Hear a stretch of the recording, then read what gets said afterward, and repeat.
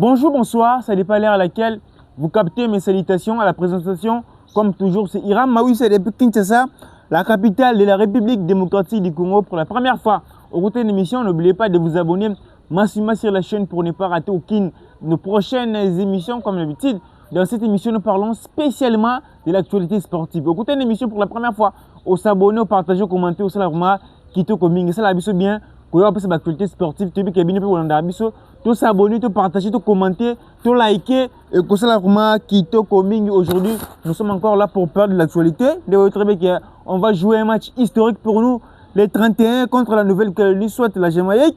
Les coachs avaient déjà publié la liste des 26 joueurs sélectionnés pour jouer la finale des 31. J'ai vu des Congolais réclamer est-ce que les listes est présélectionnée? Non, c'est la liste officielle. Ils ont un joueur au final des 31. Donc aujourd'hui, on va parler sur la blessure de Jérémy Ngakia. Jérémy Ngakia, il était sélectionné, il était venu remplacer Gédéon Kaloulou, on peut dire ça, mais a eu une blessure.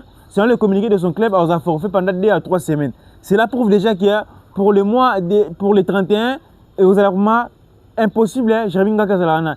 Qui peut remplacer Jérémy Ngakia? C'est la grande question actuellement sur la toile. On doit proposer joueur, on doit proposer joueur.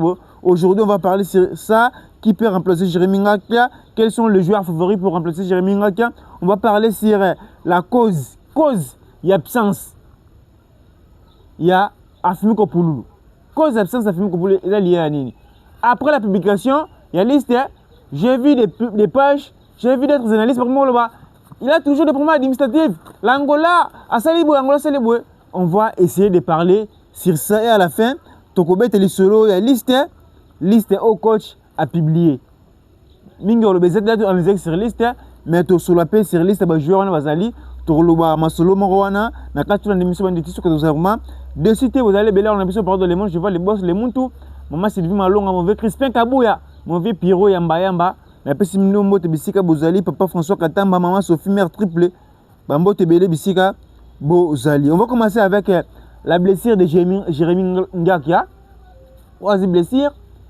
C'est le communiqué de son club, a eu blessure. Torol Baza forfait pour les 31. Maintenant, qui doit remplacer Jérémy Ngakia? C'est la grande question. Parce que Gédéon Kaloulou, nous avons remplacé Jérémy Ngakia. Tout le babongo. Gédéon Kaloulou a eu blessure. Ngakia a sélectionné, mais la performance en l'Axa a sélectionné pour Aya à couvrir absence. Il y a Gédéon Kaloulou. Il n'est pas sous blessure. Bon, peu importe, joueur Goya, on a toujours remplacé ça. Parce que le titulaire numéro 1, Ezara Aaron Bissaka. N'a qu'à suivre blessure, n'a encore remplacé. Bah, tu peux leur proposer beaucoup mal, mais c'est les informations. Beaucoup mal ne joue plus. Bah, tu vas proposer Steve Bouel. Oyo, avec na Clément, il y a Alali, il y a Soudan. Il y a d'autres personnes, que soit d'autres personnes, pour remplacer Jérémy Ngakia. Pour moi, Hiram Mawissa, vu qu'on va jouer un match amical contre le Bermude le 25. Après, tu remets un match les 31 finales. Pour moi, Hiram Mawissa, absence Jérémy Ngakia forfait, tu remplacé par latéralité. Vu que le coach a sélectionné 5 défenseurs centraux. Dans 5 défenseurs centraux, il y a Twanzebe, Mbemba, Bouchiri, Biamba Tubisika na Kampwadi. Pour nga absence Ngakia coach a sélectionné, nous avons remplacé Abenga Taka. Dylan peut jouer comme un latéral droit. Mbemba peut jouer comme un latéral droit. Vu que Bissaka sera titulaire, il est en forme avec son club. Le match amical contre Jamaïque, Nouvelle-Calédonie va jouer. Pour moi, la blessure, bien, si c'est vraiment confirmé que Jérémy Ngakia est forfait pour les 31, pour nous remplacer, soit pas Silas Kantompa. Pas Silas Kantompa. On dit ça pourquoi? Actuellement, tu as vu ce qui est, plus de ça qui passe, c'est le secteur offensif. On n'arrive pas à marquer 4 buts, 5 buts, à marquer. On a joué 11 matchs dans des compétitions, bimako marqué par l'avance de Nabiso. Tout ça, difficulté, pas attaquer Nabiso. Pour moi, ce qui est forfait pour un match, on peut dire qu'il est déjà forfait. Va remplacer pas Taka. Va remplacer pas Taka, pas défenseur. Pour moi, va remplacer pas Taka. Pour Attaquer le roi Silas Katompa, tout le monde a Afimi Kopouloulou, parce qu'on va parler aussi de Afimi Kopouloulou. Attaquer le roi Silas Katompa, c'est un joueur exceptionnel. Tu vois une équipe sans Côte d'Ivoire, au Maroc. Dans une équipe, lorsque vous avez un joueur, des joueurs, le roi Vinicius, c'est déjà bien. On a Sipenga. Si on a Silas Katompa, ils ont bien. Ils ont attaqué par Perkitaka. Actuellement, on a des Bongonda, on a des Mboukou, Bameshak. Maintenant, on va attaquer par Perkitete. Tu mets vraiment campagne de qualification du monde, campagne de qualification 0 penalty. Mais tout ça, attaquer encore, on va percuter. Pour la nini, attaquer biso, quand on a arrêté, joueur déjà, sans ça, ballon contre attaquer au miroir. Défenseur adverse en Congo, en Robin, en Kangisayo, pour au ça peut être penalty, pour que ça va penalty. Mais biso, le joueur va percuter. Mais si est-ce que tu pas percuter, il est très performant. Pour moi, à la place de Ngakia, tu bien attaquer. Tout renforcer pendant des batailles. Mais ce sont des problèmes, c'est des batailles. Et ça bataille. Bataille n'a pas de carburé, pas marketé. Bah percuter. C'est-à-dire quoi? On doit renforcer plus bataille que les défenseurs. Parce que Bissar a été contre Jamaïque. Je ne pense pas qu'il y a blessure. Non, il y a blessure. Pour nous, la place, il y a Ngakia, va bien attaquer. C'est mon point de vue. Et ça, analyse d'angaï. Idée d'angaï. Babenga, attaquant mon côté, c'est quand on peut renforcer l'équipe. Renforcer l'équipe pour. Biso a tué déjà qui est. La liste Sébastien, ça va publier. Sur l'hôtel liste, déjà qui est. Les 31, joueurs au Rwanda, joueurs au Rwanda, joueurs au Vanaba. Raison pour laquelle on liste Bimaki, tu regrettes qui. Pour Annie, tu as vu qui est. Liste, on a Sébastien, ça va Bimisi. Tu vois déjà joueur au Rwanda les 31, joueur au Rwanda banque, tu vois déjà. Il y a une équipe adverse, donc on a facilité le quotidien biso. J'avais suivi l'entraîneur il y a Jamaïque, il avait dit qu'il avait suivi toutes les rencontres RDC, la Coupe des Nations. Maintenant la majorité sont les mêmes joueurs, la majorité sont les mêmes joueurs dans titulaires, parce qu'on facilité le quotidien biso. Raison pour laquelle on était là pour parler, joueur Moussoussou. Parce que la performance est moyenne dans la Coupe des Nations. Et c'est important pour écarter les joueurs mais coach bien Bangkok. Dans la liste, on a déjà joueur au Rwanda, joueur au Rwanda. Il faut que ça ne passe pas. Parce que Sénégal de Sabongo. Tu peux exemple Sénégal parce que c'est le champion d'Afrique. Sénégal a publié une liste. Tu habites au Rwanda, au Rwanda, tu habites. Tout le monde a match au Rwanda, il m'a dit. Match au Rwanda, Ismail Assar. Match au Jacobs, match au Diouf, match au Koulibaly, match au Mamadou Sarr. Hermoro, Diata, Hermoro. Donc, Hermoro, Lamine Camara, Hermoro Habib Diarra. C'est une équipe fixée. Pour étudier Bango, c'est tout un problème. Mais nous, même si l'entraîneur fait la continuité, mais Baza, facilité pour étudier Bissou. Tu as vu déjà qu'il y a une liste au coach Abimsi, 11 joueurs à Bango. Ceux qui jouent à l'Embi, jouent à côté, tu as vu déjà. C'est comme l'équipe adverse, on a facilité pour essayer d'émission. Il y a un coach, il faut abalancer. Abalancer. Attends, bien, même joueur, pour aligner, il faut que match, et c'est un joueur. Match, c'est un joueur. Aujourd'hui, on parle. L'absence, c'est affirmé que pour nous. Mais est-ce que tu as atteint quand c'est on sait déjà qu'il y a si Bakambo à l'Embi, a fait que pour nous, Mayenne de côté. L'équipe adverse a facilité pour le biso.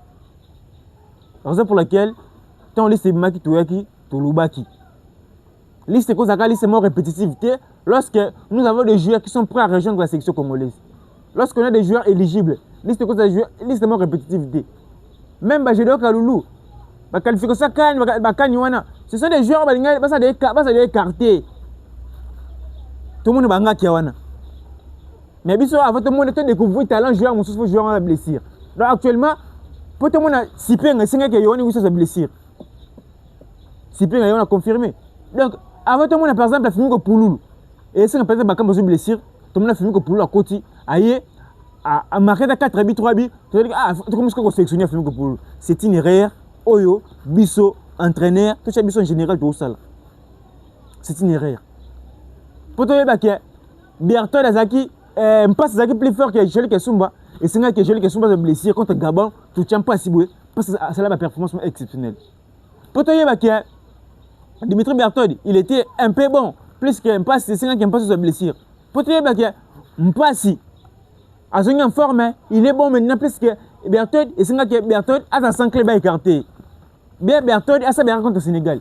C'est une erreur. Mais lorsque tu travailles, joueur, tu travailles une équipe, il faut voir déjà que oh et c'est contre un match boy, oh il faut ça la boy, il faut ça la boy. Bah bilor on a tout, et ça bilor entraîner, faut en pratique pour équipe nous solide.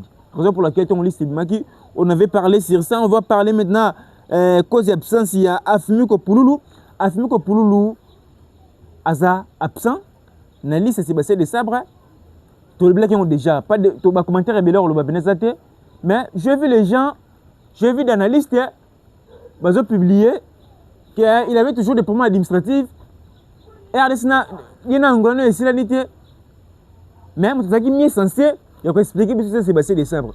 L'émission précédente, j'avais parlé sur ça. Maintenant, actuellement, on peut tout dire. Mais, on a sa version, c'est l'entraîneur. Vu qu'il a sa version, nous, on avait vu déjà que l'entraîneur Sébastien Desabre, Afimiko Pouloulou, il avait reçu son passeport. J'ai vu un Congolais à commenter que Afimiko Pouloulou a les captures, on dit passeport. Il sait qu'il c'est même. Sauf que les captures, on sait même 3 semaines, on dit passeport. Maintenant, il y a un joueur à les captures et ça combien de mois pour le passeport. Mais c'est autre chose, on a montré que Afimiko Pouloulou avait reçu son passeport, il est maintenant éligible. Mais quand on a Angola, on a vu ce tel bisoté. Même si Aza a passeport, Aza a document. Yangola m'a permis de se faire vu que tout le monde il a changé sa nationalité, il a maintenant la nationalité sportive congolaise. Cela prouve qu'il est éligible à jouer. Il est éligible à jouer. Ah, on t'a versé bien, non, ce qu'on peut comprendre en bref, c'est le choix, il y a staff. Afimiko Pouloulou a pris un Robeta. Afimiko Pouloulou, il avait reçu son passeport. Il a maintenant la nationalité sportive congolaise, même s'il est angolais, ce qui n'est pas aligné. Mais c'est la nationalité sportive, tout le monde déjà qu'il avait adopté en RDC. Kokatae, vérité de Roloba, ils ont choisi d'entraîner Sébastien Desabre. Par exemple, Nakate Sende, Nakate Pe Wissa n'a bien Afimiko Pouloulou a hésité. A préféré qu'on bien Yohan Wissa, a Kati Afimiko Pouloulou. A telle expérience Yohan Wissa. Donc, tout le monde en bref, il y a pour le cas d'Afimiko Pouloulou. Afimiko Pouloulou, c'est le choix de l'entraîneur. Tant on a raisonné, et c'est la passe. Parce que c'est la mauvaise décision de la part de l'entraîneur. Ce n'est pas ni un problème administratif, moi, c'est que je peux dire en bref. Parce qu'on avait vu déjà que mon amour ne passait pas. Bon, tu peux se bon cas chance. L'équipe adverse va faciliter pour étudier Bissou. Tu as vu déjà match on a Bakamba Robanda. Non, il est bien monté. Tu as vu qu'il y a ce Bakamba Lembi, Maël Mtawakota. Bon, match on va banza Robeta na été. Attention, Chandeng ni na Clyde na ya Robeta té. Quand tu vas mettre banza pour banza, à mettre Bakamba pour banza, Bakambo à côté Maël. Tu as vu des syndics Robanda. Même Robanda. Tu as vu des Bongonda Robanda. Tu as vu déjà. Tu as vu des Bouchir Rosanaba, Campo de Rosanaba. Tu as vu la biso déjà. Équipe adverse va faciliter que tu dis biso. Mais tantôt, na kan te mettre que joueur Moussous. On a déjà joué beaucoup de matchs avec Bango, même si ils ont obligatoire yana, c'est ne ba Afimiko Pouloulou baya. Pourtant Afimiko Pouloulou baya, ba mettre match wana, ba stroncaisse, ba ça na canité ah, tu peux te dire Moussous. Après la CAN, on n'a pas encore joué. Bah Jamaïque qui va nouvelle que na micho, ba étudier ba match na biso to gagner qui, ba étudier ba match na biso pour la quitter. Ba étudier ba match na biso to gagner qui. Et là on essaie pour pas gagner. Et là on essaie pour pas ça nil. Yon ba étudier. Ah, joueur ba ça qui boy. Match ba ça qui ni la tirer pression mingi pas Masoko. Masoko c'est pas battre bango bi. Match au boy. Ba kambo check ba kambo ba zo étudier biso. Mais lorsqu'on doit changer et l'équipe ba étudier parce que ba kambo, to y pour te chez bango Afimiko Pouloulou.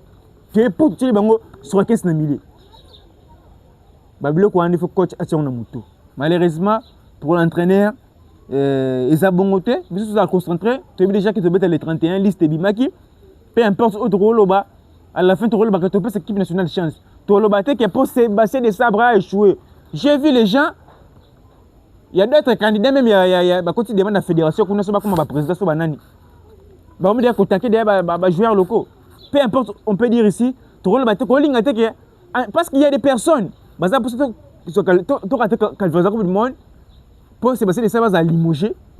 il y a des Congolais à mauvaise qualité. Le plus important pour nous, même si on doit parler, critiquer la liste, on doit rester confiant. On sait que le 21 et le 31, ce serait un match exceptionnel pour nous.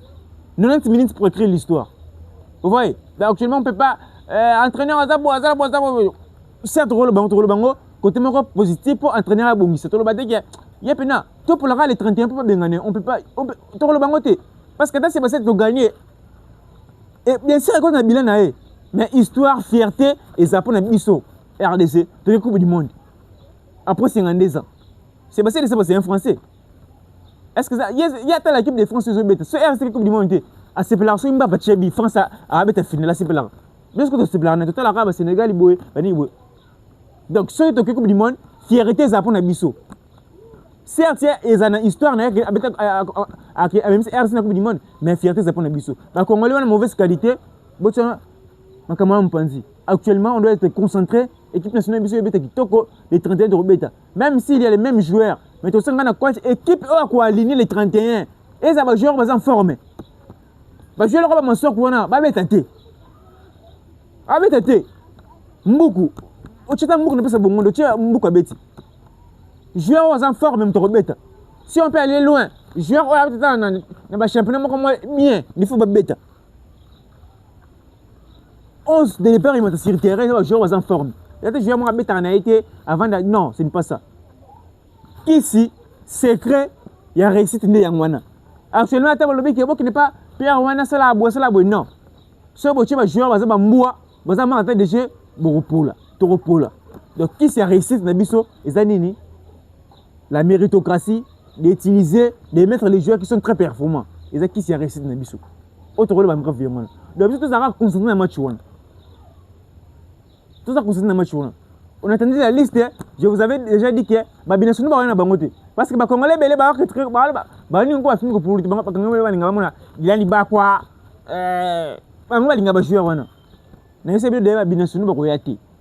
mais il y avait une forte possibilité au monde bah j'avais ça retourne bon dès qu'il y a un seul retour oui ça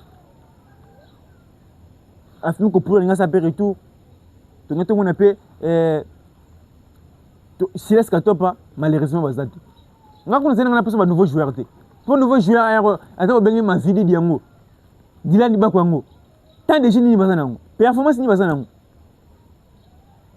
tu n'as que joueur bazat très performant Silas ba fingo pulu mais ko chakati bango donc tout ça concentré pour un match tout les 31 à partir à 23h heure à Kinshasa 17h heure il y a Mexique donc d'ici le 20 délégation de chez Colombo c'est passé des pas en France il y a déjà au Mexique Florent Pamphile il y en a qui dit qu'il faut pas rejoindre Bankuna tu as vu déjà qu'il y a Pamphile il y en a qui dit qu'il y a un problème il y a un visa au Mexique il y en a on va pas prendre un visa on va voyager pour un visa même manière pour sécuriser bon si on a comme bonne disposition pour supporter humanitaire bon c'est bon débat qui les 21 faut pas les akuna rassemblement débat sur les 23 ba joueur ba yakuta bango ba yete ke ba yakuta ba joueur te ba joueur ba yakuta bango faut pas ça déjà wana ba ça wana bon c'est makamutu tout ma des préparation il y aura mettre un match wana 90 minutes photo comme histoire 90 minutes face à quel pays face à quel adversaire même si on va pas négliger l'adversaire mais ce sont des adversaires prenables sur le makamutu à bonne disposition le plus important c'est de rester concentré confiant équipe Robeta. Équipe Robeta. Parce que le qui dit qu'il faut pas travailler sur le gardien. À mon avis, que Polo, performance à ma casse. On passe bien là-bas, Polo Zarawana. Il faut une performance dans l'entraînement. Il y a une équipe nationale à Bongo. Les à Bongo. Et l'autre ligne, il y a ça déjà. Mia Yona. Bon, qui n'a pas été pour faire la bambou. Tu es s'entraîner à l'idée. Je ne sais même pas si entraîneur a publié la liste. Soit consisté à Mia, soit consisté à Bino. Soit Bino, vous avez d'accord, soit vous avez inférieur, vous avez pété. Est-ce que vous pouvez s'arrêter entraîneur idée? Quand je fais bien liste, pour poser Bino liste, avant à publier un mot. Il faut vous décider. Tout le monde a le roi inférieur. À taper dans le match, tout le monde a le moment que mieux ça s'est passé de ça pour que coach, tchabou. Non, le bango petit. Bah le musu peut tout le bac ba mieux, tout bien na bango to ba kini wa pour tout le monde musa na bango. Mais musa na bango tout le monde n'était. On peut dire ici qu'il y a entraîneur de Salibo. Et ça staff n'est plus faut aider. Staff il faut aider. Laissez-nous mais bon, vous êtes d'accord on a été. Que faut que par exemple oui ça. Vous êtes silence. Vous quand bande vous êtes film pour vous s'imposer peu. Ah c'est la réalité qu'on a binouté. Babylone musu photo le bayan, ce sont des réalités auto que le bref. Mais actuellement to rolo Babylone musu té, tout ça constamment chez les 31. To limité côté au bas tanda pour l'équipe nationale, côté au bas en essayant non, c'est limité tout ça ini. Pour les 31 tant que je suis là, n'est-ce là libanda. Oh la muta parti bo, la muta bo, tout ça lisanga. J'avais suivi une émission presque ping avec tant dans ce qui IDPS. Tant dans IDPS, tant RDC sur chaîne. Abi tant RDC bango mutima passe ya ko saranate point RDC sur chaîne. Parce que bébé qui soit sur chaîne, bilan Kabila a sauvé. Actuellement, il y a d'autres personnes qui vont perdre la partie de et pour là, ça pour ce qui est de l'humanité. Vous voyez que ce qui est de l'humanité, il y a le président Tshisekedi. Mais contrairement, ce n'est pas l'intérêt, ce sera l'intérêt de tous les Congolais, la fierté de tous les Congolais. Ignorance, c'est ça, les Congolais ont mauvaise qualité. Pour la Jamaïque gagner biso. Lorsque la Jamaïque va nous gagner, à quoi vous allez être récompensé? Mais lorsque la RDC va gagner, même si on ne va pas nous donner l'argent, ça sera une fierté. Ils ont personne qui paie. Ils ont pas passer. Mais CP là, ambiance, RDC a gagné. Donc, tout ça ini, makamutu vraiment que ça la makito commune. Donc c'était moi votre MB présentateur Hiram Aouissa depuis Kinshasa, la capitale de la République démocratique du Congo. On se retrouve la prochaine pour une prochaine émission. Quant à moi, je vous dis au revoir.